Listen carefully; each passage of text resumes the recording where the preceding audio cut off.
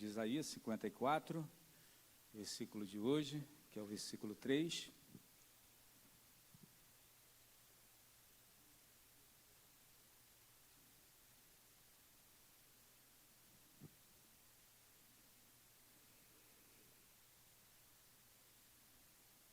Amém? Deixa aberto aí. Papai querido, Deus Santo, graças te damos por esse momento. Pedimos, Senhor, que nesse momento o Senhor venha a dirigir, Pai, esse momento, a falar conosco, a nos dar, meu Deus querido, aquilo que precisamos ouvir da Tua parte, que o Senhor esteja abençoando, Senhor, a cada um de nós. Flua, Senhor, nos ajuda, Papai, a entendermos a Tua boa, perfeita e agradável vontade, em nome de Jesus. E a igreja diz, amém. Estamos aí, irmãos, hoje o terceiro dia, né, da nossa semana de propósito, que tem como tema geral, a hora é agora, vamos crescer, Isaías 54, do 1 ao 7, hoje nós iremos falar acerca do tema, que é, olhe sempre com os olhos da fé, mesmo que não esteja vendo a saída, creia. Texto base para esta meditação de hoje, 54 de Isaías, versículo 3, vai dizer, porque você se expandirá para a direita e para a esquerda, a sua posteridade possuirá as nações e fará com que se povoem as cidades arrasadas. Vou ler mais uma vez. Porque você se expandirá para a direita e para a esquerda, a sua posteridade possuirá as nações e fará com que se povoem as cidades arrasadas. Palavra maravilhosa, aonde Deus vai fazer essa promessa de se expandir, de crescimento, o que é também, certamente, o nosso propósito do ano, aonde nós temos certeza de que Deus irá fazer um crescimento não só espiritual, mas também quantitativo. Deus já tem trabalhado desde segunda-feira, terça-feira, e certamente também hoje o Senhor irá falar conosco poderosamente. O que eu queria já começar para a gente entender o contexto desta promessa, porque aqui é uma promessa, é algo que Deus, não é, está dando imperativamente. Ele está dizendo que irá se expandir para a direita e para a esquerda, e a posteridade, né, possuirá as nações e fará com que se povoem as cidades arrasadas.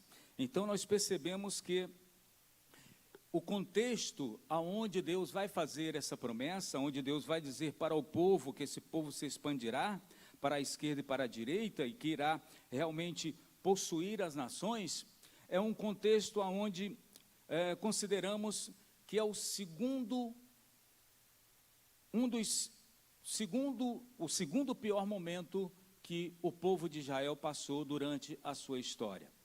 Nós sabemos que Israel, durante toda a sua caminhada, sempre que ele desobedecia a Deus, sempre que ele fugia dos mandamentos do Senhor, ele tinha sempre situações que o envolviam e que fazia com que ele pudesse pagar, muitas das vezes, com prisões, com perseguições, com exércitos invadindo o seu território. E temos aí dois momentos que foram marcantes, que a gente pode considerar como a escravidão do Egito e o segundo, quando ele é levado para o cativeiro babilônico. São dois momentos, não é, no povo, desde o seu surgimento até esse momento específico que é do cativeiro babilônico. Foi um momento em que o povo saiu de um período de prosperidade e riqueza. O povo saiu de um período onde tinha o rei, digamos assim, que tinha a maior sabedoria e administração, que era o rei Salomão. Teve também o rei Davi e vários outros reis que durante muito tempo fizeram com que Israel prosperasse. Então foi um momento em que Israel passou durante 70 anos naquele cativeiro, estava aprisionado naquele cativeiro, e é naquele período onde o povo estava sem esperança, sem uma terra, sem um templo para adorar a Deus, não é? Sem situações que pudessem propiciar momentos especiais, que era o período do cativeiro babilônio, aonde nós temos aqui esse contexto histórico, porque o livro de Isaías, do capítulo 39 até o capítulo 55, ele vai tratar especificamente do período de 586, não é, até 438 aproximadamente, quando o povo fica cativo no cativeiro da Babilônia durante 70 anos. Era um momento de escuridão, digamos assim, um momento de sofrimento, um momento em que o povo perdeu a sua própria identidade durante um período, porque ele perdeu a sua própria língua. Foi naquele período ali que o povo de Israel deixou de falar o hebraico e passou a falar o aramaico, que foi uma língua de uma junção de outras línguas, principalmente da Pérsia também, e que formou ali o aramaico. Quando o povo sai daquele cativeiro, ele sai falando uma outra língua. Então nós podemos ver que o contexto aqui desse texto, onde há uma promessa de prosperidade, onde há uma promessa de se expandir, onde há uma promessa de conquistar nações, de governar nações, era um contexto em que o povo estava totalmente derrotado. O que fica de lição para nós? É que independente da nossa situação atual que estejamos passando, independente do cativeiro emocional, psicológico, físico, financeiro ou espiritual que estejamos passando, há uma promessa de Deus de futuro glorioso e de conquista para o seu povo. Há uma promessa que nunca irá caducar, nunca irá perder a validade, que é aquela promessa maravilhosa que o Senhor nos diz: eis que estarei convosco todos os dias até a consumação dos séculos. O povo de Israel poderia ver e analisar: já estamos aqui há 70 anos, estamos sofrendo aqui há 70 anos, perdemos a nossa língua, as escrituras, grande parte das escrituras sagradas do Antigo Testamento tinha sido perdido durante o cativeiro da Babilônia. É tanto que depois que o povo sai do cativeiro babilônico, que restaura a cidade, que restaura o muro, e que o povo volta à sua terra através da ordem do decreto de Ciro, o povo não tinha a palavra e não conhecia o Senhor, como no período em que os seus pais adentraram ao cativeiro da Babilônia. Mas foi encontrado no meio aos escombros, foi encontrado o Antigo Testamento, foi encontrado a palavra de Deus novamente. E aí nós sabemos que Esdras pega aquele livro da lei, começa a falar ao povo, ler o livro da lei, que estava perdido nos escombros. E de repente, quando o povo ouve a palavra do Senhor, o povo cai em si, o povo começa a chorar, o povo começa a se arrepender, o povo começa a clamar ao Senhor, e há um culto maravilhoso naquele momento, quando Esdras começa a falar a palavra do Senhor, porque a palavra continha a promessa, e quando o povo estava no cativeiro, não conhecia esta promessa. Então, meus irmãos, como é importante que nós também, para podermos expandir, para podermos alargar as nossas tendas, como foi falado ontem, para que possamos possuir as nações como herança, é necessário que venhamos a resgatar as Sagradas Escrituras para as nossas vidas. É necessário que venhamos a passar a ouvir a palavra do Senhor, a voz do Senhor, que é a palavra que tem a promessa, que é a palavra que tem o gozo, que é a palavra que tem o renovo, que é a palavra que tem a transformação, que é a palavra que tem a salvação. É maravilhoso a gente observar que mesmo depois de muito sofrimento, mesmo depois de ter perdido a sua identidade, o povo de Israel não foi abandonado pelo seu Deus. Deus estava observando, permitindo que aqueles 70 anos se concluísse, para dar um aprendizado àquele povo. Nós temos que estar preparados para passarmos o período que Deus tem para tratar conosco individualmente ou coletivamente como igreja. Estejamos preparados para que possamos, quando estivermos prontos como igreja, podermos avançar e expandir, podermos conquistar as nações. Essa conquista que o texto diz aqui, não simplesmente vamos colocar, fazendo uma exegese lá daquele período, não é, que realmente foi se conquistar, até profeticamente falando acerca dos últimos dias, mas hoje, conquistar as nações é chegar aos corações que não conhecem a Jesus e falar de Jesus, conquistar esse coraçãozinho que está lá fora perdido para Jesus. Isso é o que nós iremos conquistar para o Senhor, expandindo a nossa, para a direita e para a nossa esquerda. Então, nós temos algumas análises que eu quero fazer juntamente com vocês, meus irmãos, para nós meditarmos e podermos sermos abençoados. Eu posso observar que o povo de Israel, os judeus saíram diferente daquele período. Foi um período de vergonha, mas foi um período de aprendizado. Eles perderam o templo quando foram para o cativeiro, eles perderam a língua quando foram para o cativeiro, eles perderam a totalidade da palavra. Havia somente alguns fragmentos da palavra. É tanto que foi lá, no cativeiro da Babilônia, onde surgiu o conceito de igreja local, como é hoje a igreja evangélica, a igreja cristã em todo o mundo. Porque foi lá que Deus tocou no coração daqueles que eram os encarregados espirituais, para que se reunissem nas sinagogas. Sinagogas eram lugares onde os judeus se reuniam em grupos familiares ou em grupos um pouco maiores, mas que em cada lugar tinha, dentro lá da Babilônia, alguns locais específicos, onde eles nas sinagogas estudavam a palavra, os textos que ainda tinham e podiam repassar para o povo. Mas a maior parte das escrituras tinham ficado perdidas e estavam muitas delas nos escombros lá de Jerusalém, quando havia sido destruída. Então, primeira coisa que eu vejo que o cativeiro trouxe, ele trouxe mudança ao povo judeus. Que os problemas, a adversidade que tenhamos, possa trazer mudança para nós. Quando Israel saiu do cativeiro da Babilônia, ele saiu totalmente curado da idolatria.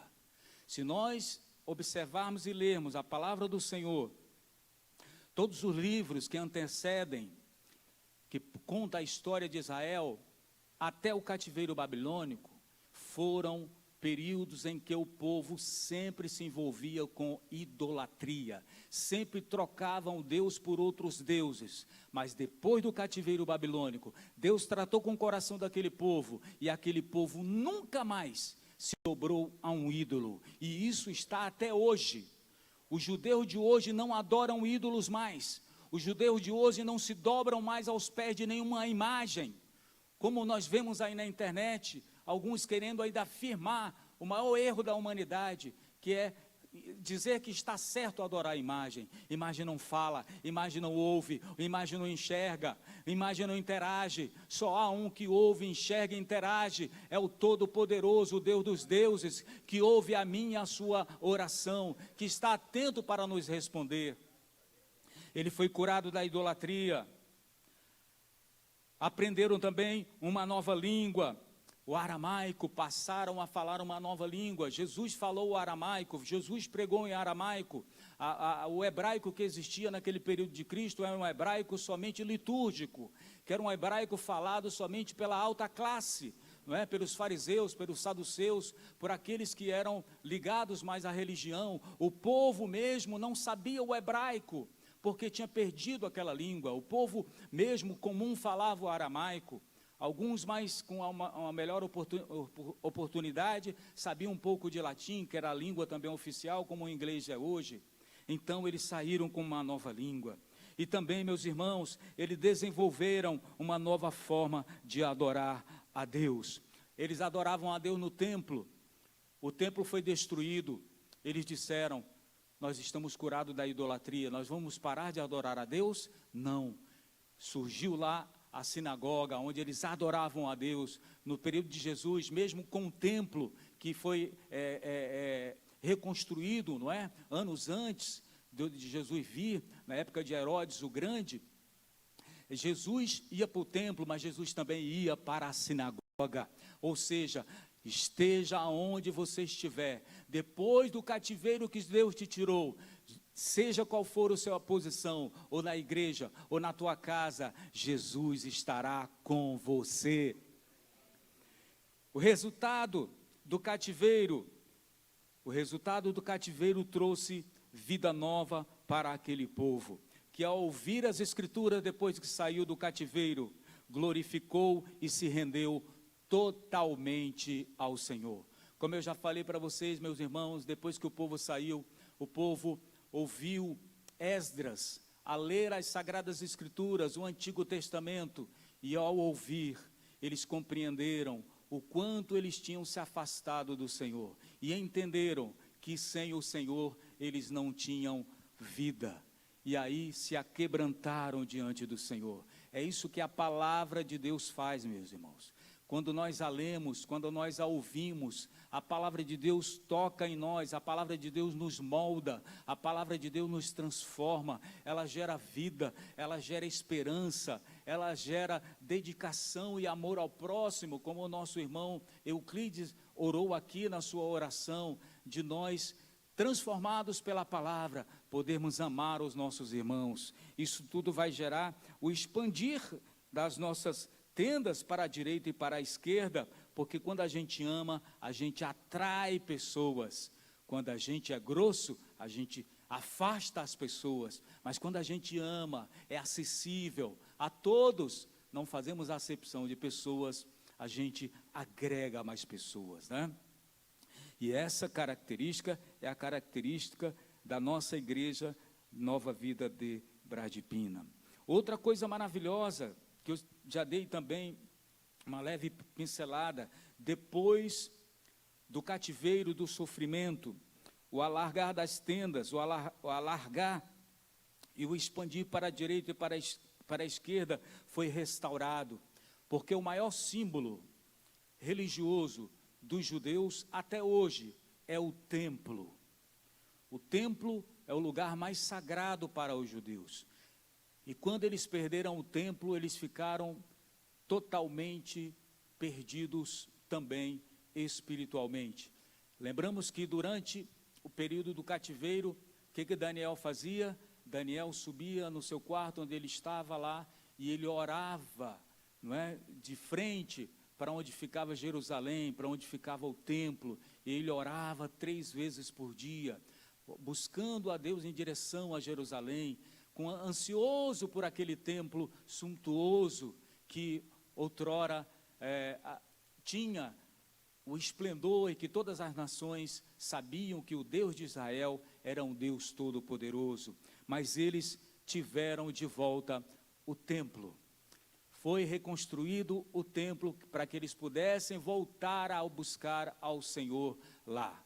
Templo que depois, não é, foi destruído no ano 70, mas haverá o terceiro templo e último templo, aonde Jesus irá se assentar e reinar durante o período em que ele determinou por 1000 anos, destruindo aí, retirando Satanás do seu poder. Como é precioso nós vermos que depois desse período em que o povo passou de cativeiro, de sofrimento, houve também um período de restauração, de renovo, de Deus dar de volta em dobro e de fazer com que o povo se tornasse uma grande nação. Outra coisa preciosa foi que, após o cativeiro babilônico, anos depois, a promessa mais preciosa que fez com que as tendas fossem alargadas, fez com que pudesse se expandir realmente para a direita, para a frente e para trás, foi quando a promessa se cumpriu. Deus havia feito a promessa de que, através da tribo de Judá, viria Jesus, viria o Rei dos Reis, que iria sentar e reinar no trono de Davi. E depois do cativeiro babilônico, passou-se o período intertestamentário, de 400 anos, e aí depois vem Jesus Cristo, cumprindo a promessa. O melhor presente veio para os judeus depois do cativeiro babilônico. Deus entregou o seu melhor para o povo.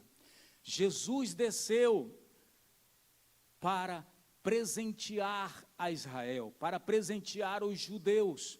Ele veio para os judeus, meus irmãos. Como o texto bíblico vai dizer, que ele veio para os seus, mas os seus o rejeitaram. Primeiramente foi para eles. Vejam só, nós não podemos esquecer. Nós temos que aceitar os presentes que Deus nos envia. Não rejeite os presentes de Deus. Deus tem presentes especiais para mim e para você. Temos que estar ligados e não fazermos como os judeus. Se os judeus tivessem recebido o presente, tivessem acolhido Jesus, Jesus tinha usado os judeus para evangelizar todos os gentios, nós, e através dos judeus poder salvar toda a humanidade. Mas eles não quiseram, rejeitaram. E aí Jesus disse, vocês não me quiseram, eu vou para os gentios. E hoje a graça de Deus nos alcançou através desse presente maravilhoso que Deus deu para a humanidade. Como diz lá no livro de João, capítulo 3,16, Deus amou o mundo de tal maneira que deu o seu Filho unigênito para que todo aquele que nele crê não pereça, mas tenha a vida eterna. Então, finalizando, irmãos, veja só que coisa interessante. Deus faz essa promessa, porque você se expandirá para a direita e para a esquerda, a sua posteridade possuirá as nações, e fará com que se povoem as cidades arrasadas, num período de dor, num período de sofrimento. Mas depois isso se cumpriu. E para fechar, como conclusão, eu digo que os cativeiros de nossas vidas tragam mudanças para nos melhorar em todas as áreas da nossa vida, para que aquilo que Deus quer que façamos, expandindo para a direita, expandindo para a esquerda, para a frente e para trás, possa se cumprir. Que Deus possa te abençoar rica e abundantemente, em nome de Jesus. Pastor Oscar.